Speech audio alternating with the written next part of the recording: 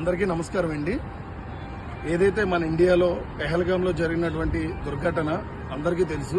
So ఉగ్రవాదుల దాడిలో మన భారతీయులు కొంతమంది వీరమరణం పొందారు. వాళ్ళందరికీ కూడా ప్రగాఢ సంతాపం తెలుపుతూ వాళ్ళ కుటుంబ సభ్యులకు కూడా భగవంతుడు ధైర్యాన్ని ఇవ్వాలని ప్రార్థిస్తూ, ఫ్రెండ్స్ ఆల్రెడీ తెలుసు మన ఇండియా ఆల్రెడీ పాకిస్తాన్కి ఒక అటాక్ అయితే చేసాం. సో వీర మహిళలతో కొట్టించారు.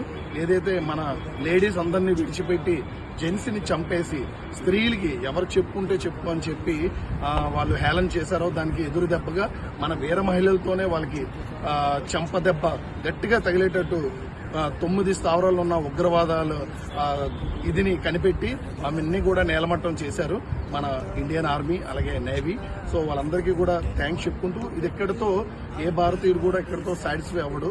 ఇది జస్ట్ ట్రేజర్ మాత్రమే. కానీ ఇది జరిగింది కాబట్టి ఇప్పుడు మనం ఏదో